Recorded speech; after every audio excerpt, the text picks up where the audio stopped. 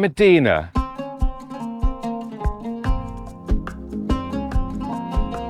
The second most holy city in Islam after Mecca. Only fairly recently opened to non-Muslims. What an incredible place to be. I feel so privileged to be able to come here. Today, I'm going to take the train from Jeddah and I'm going to go and experience it for myself. It's just beautiful being here. Yalla, let's go.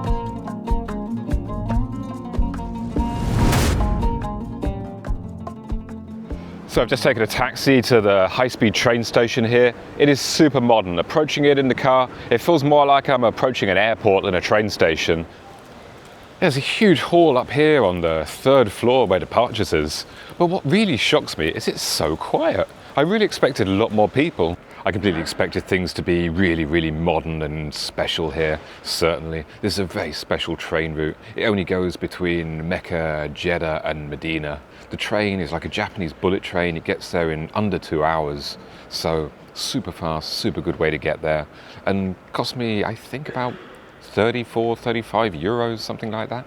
Okay, there's an announcement and a queue forming already, so let's go. So this train is the train which is coming for Mecca right now and stopping in Jeddah on the way to Medina. So it will be full of people already. Everyone's got a seat reservation, of course. This isn't just a normal train here, it's one of the reservation-only trains. I've been pointed roughly where the carriage should be. So it looks like everyone here is getting on the same carriage. So I guess this was an empty carriage and we're not just kind of getting on and intermingling with everyone that's just come on the train from Mecca. Very comfortable so far, just as modern as the train station itself. Absolutely full of people getting on here. This carriage is completely full now. And certainly looks to be dead on time. As I say, just like one of those Japanese bullet trains. In fact, the train even looks the same with that kind of nose at the front.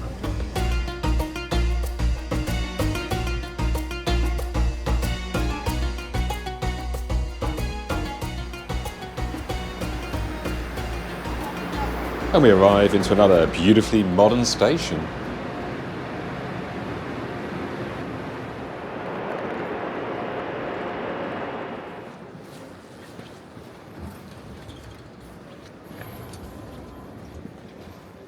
Now I'm wondering here if I actually need to get a taxi. Of course here, it's very set up for tourism because there is a huge number of religious pilgrims coming here. So, I see a sign for buses. Let's take a look. Okay, there's a bus right ahead there with Prophet's Mosque written on it. Seems very promising. Okay, there we go. Okay, that seems easy enough. I paid 11 local currency and I'm on the bus right to the centre. After the seemingly endless taxi rides in Jeddah, it's so nice just to be on a bus again, on public transport. And like that, I've arrived in the centre of Medina. See the big buildings ahead, all the hotels surrounding the Prophet's Mosque. The spires are straight ahead of me. I can see the sunshades. It's so iconic. It's incredible to see with my own eyes to be here. Would you look at that, perfectly framed between all these, well, huge fancy hotels. So I decided to actually stay the night here. I've got a hotel booked and it's right in the centre here, right near the Prophet's Mosque. I don't think I'll be able to check in quite yet, but at least I can go there, hopefully drop my stuff off. Well, that was a really pleasant surprise. So hotel check-ins are really late in Medina. I noticed that when I was booking the place, but I wanted to stay in the centre. I wanted one of these fancy 5-star places just for the night near the Prophet's Mosque. So I booked into the Sofitel here. And it's fantastic, super friendly on check-in. And they upgraded me to a suite, even though I'm here about 4.5 hours before check-in time. Enough space for 5 people to sleep. Don't know what I'm going to do with all that space, but I'm only staying a night anyway. Nice and dark and cool in here, which you need in this weather. But let me give you a quick tour. Normally I wouldn't give the hotel room tour, but I'll give a super quick one right now. So there's a kind of living room area. And then the television here. Now I'm used to these just saying something like welcome to Chris when I arrive in a hotel like this, but not here. Here it shows people performing the tawaf around the Kaaba, the circuit around the black draped building in the centre of Islam's most holy mosque in Mecca. Then this is the main bedroom. and again a TV showing the same. Not quite a balcony, because the door doesn't actually open. This mystery door here, of course, is not that big a mystery. It's one of the biggest bathrooms I've ever seen. So anyway, that's home for the next, well, not even a full day, but seems very nice. The call to prayer was going off actually on loudspeakers inside the hotel even. So I promptly came out. Everyone is of course heading in one direction. It's so beautiful here. Such a different feeling in the air. So I've just come into the courtyard area where I'm allowed to be. I won't go towards the mosque itself, that's not allowed for me to be there, so respect that of course. Oh wow, being here in person is so much more beautiful than what I've seen on TV and pictures. It's so much bigger. The sunshades just look absolutely fantastic. Then there's the spires coming out above. Wow, it's just so beautiful. And such an amazing atmosphere here as well, as everyone heads to prayer here. Everyone dressed differently, everyone from all over the world making their pilgrimage. It's just an incredible, incredible place.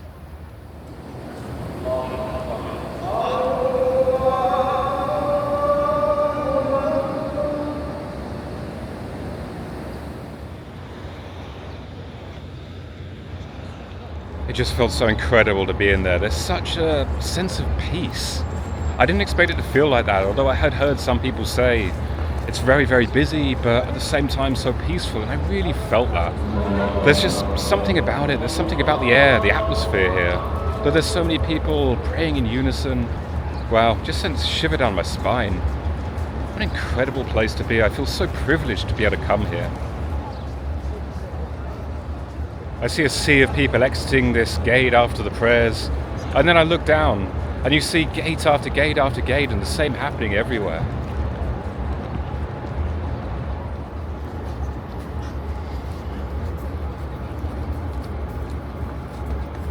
Okay, gonna go with the flow for a moment. I never expected all this pigeon avoiding fun here. It's crazy, and everyone's in the same boat. A couple of guys there just covering their faces, a bunch of pigeons fly past us.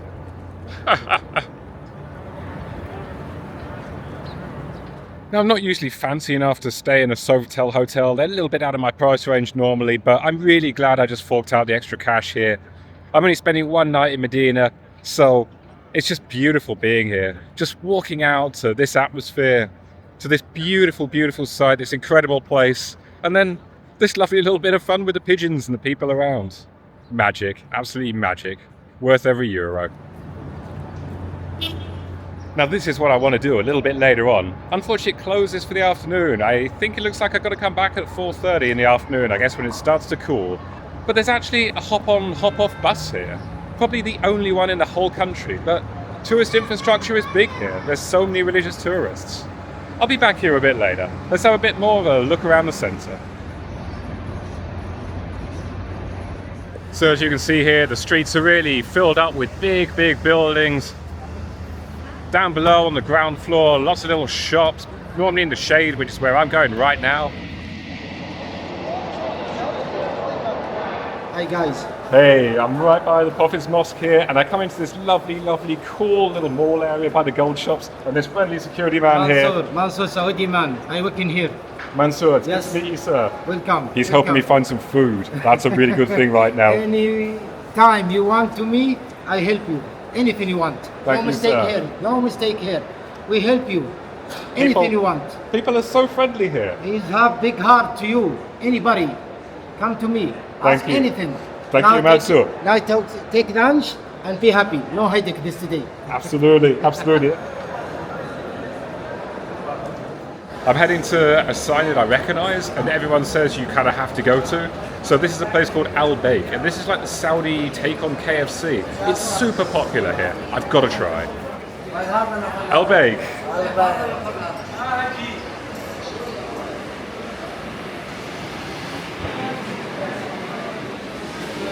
Wow, here we go. It's just like being in airport security. Airport security with food at the end. Just like everything here in Medina, it seems very, very highly organised.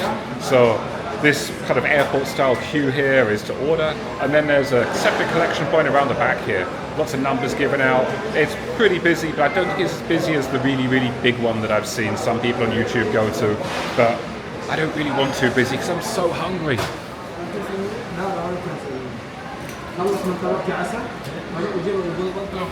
Chicken fillet nugget, 700. Right, this is quite a production line here.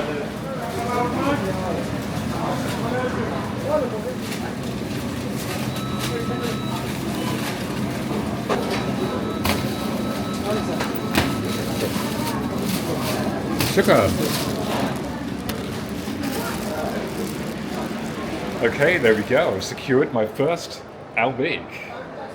Now I've just got to find somewhere to sit. There's no seats in the place itself, so I think people just basically sit around the mall somewhere. Okay, it's not exactly the most comfortable restaurant seat anywhere, but let's see what you get inside a Al-Baik chicken nugget meal. Okay, I'm super intrigued by these rectangular nuggets. Let's give one a try.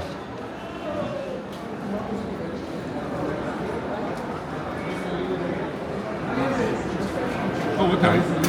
That's certainly far, far different to McDonald's chicken nuggets. This is a non-spicy option. Certainly very salty, but there is a little bit of spice there too, some sort. Like, there's some flavour.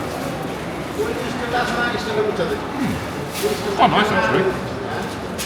And the surprises keep coming. It's so friendly here. One of the cleaning guys just comes up and takes the bag to throw away for me when I've finished eating. I noticed I'm doing it for other people as well. I feel kind of guilty. I said, I'm going to throw it away myself, but there you go. Anyway, I had to come to Al-Baik while I was here. It's really the kind of classic Saudi fast food. How can I not try at least once? Fast food isn't normally my sort of thing, but of course, like everybody, I can't resist once in a while, so fun to try. I just come out of that little mall area. There's another call to prayer coming in about 15 minutes, and everyone is heading in one direction already towards the mosque. Way in advance there. Okay, I was just about to return to my room in the hotel there, and I noticed there was a restaurant up on the 12th floor here, so I thought I'd come up and just have a look, see if there's a nice view over the mosque. And sure enough, there is a beautiful view, and they're kind enough to let me stop and take a look here. The best thing about seeing it from up high like this is you really get an idea of the scale of the mosque. It's absolutely huge. You don't really get that impression from down below. It seems very, very big, but when you see just over the rooftops as well, wow. Just spreads out so far with all the domes. Just past the main minarets here, I actually get a little glimpse of the green dome here. That's actually where the tomb of the Prophet is held. But there's all these domes all over on the roof, before even the massive courtyards with the huge sunshades. And this steady stream of people all heading in one direction. The mosque itself filling up first, and then all the prayer areas outside the mosque filling up. Okay, so I've got my ticket. There's actually a Hajj discount right now, so I just paid 50 for it, which is, well, I guess maybe 11, 12 euros, something like that. I think that's a bargain. Brilliant. Okay, I got a little bit of time to kill because I just actually missed the bus, unfortunately, but they're every half an hour, so I'm going to go find a good spot and get ready for the ride.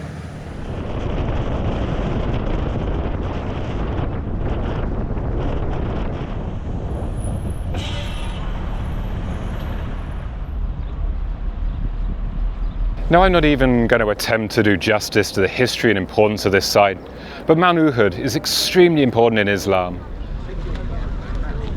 Located to the north of Medina, this mountain witnessed significant events in Islamic history, most notably the famous Battle of Uhud between the Muslims of Medina and the Quraysh of Mecca.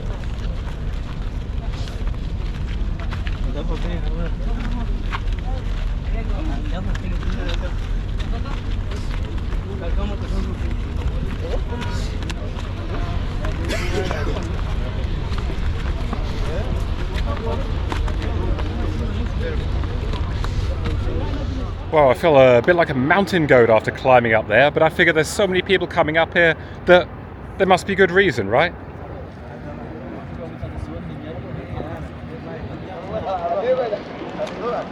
Well, back waiting for the hop-on, hop-off bus. Suppose here comes every half an hour. I should be kind of in time for one, but I don't think the timing's too strict. Well then, back on the bus for the loop.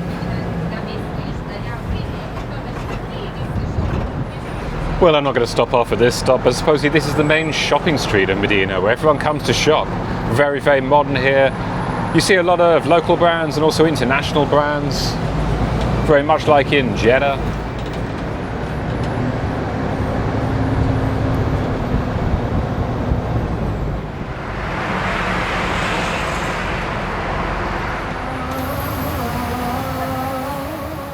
So this is the Kuber Mosque, the first ever mosque. It's said to have been established on the first day of the Prophet Muhammad's emigration to Medina from Mecca, his first stone having been laid by the Prophet himself. Over the centuries it's been modified and expanded until being completely replaced by the building that stands today.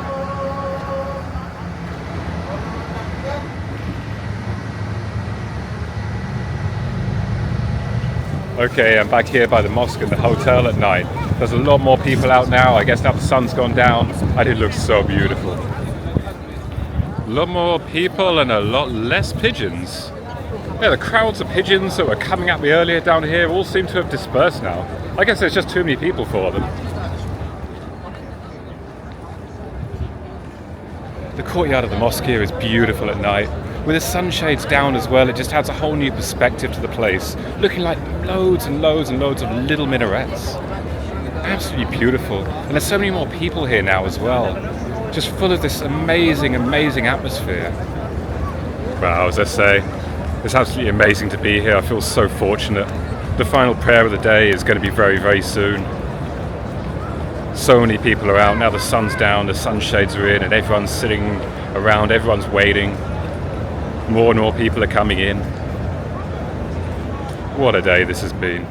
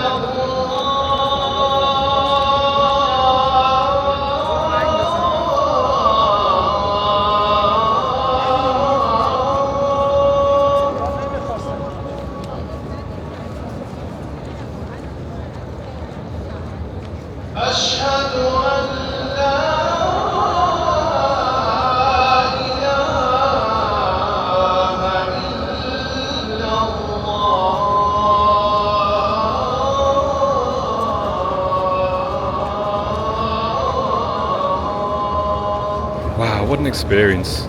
Everyone goes for the final prayer of the day now. And it's time for me to leave too. The last prayer of the day is finished and there is a mass exodus this way. Let's join them for a while.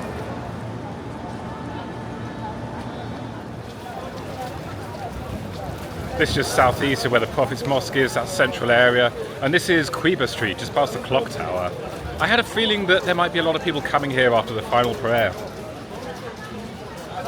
And sure enough, this street is absolutely full of people. Kind of an obvious destination because it is a pedestrianised area.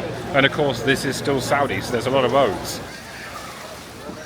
And yes, outside of the mosque is very, very commercial, of course. There's a lot of people coming here from all over the world, as I say. And also, for Muslims that come here to bring something back from Medina, particularly something made in Medina for friends or family, is something really, really special. That's a nice pedestrianised shopping area right there. It kind of reminds me a little bit of the old Jeddah neighbourhood where I was last night. Just bigger, more people, brighter lights, but a kind of similar sort of vibe. Now, I'm not in the market myself for anything at the moment, or well, nothing that I can think of buying right now, so I'm going to head back. It's been a really, really long day. It's been a very strange day, a day that for me has been quite hard to process really, quite hard to wrap my head around exactly. But it's been incredible. It's been very emotional. And yeah, I don't really know what to say. But wow, Medina is incredible.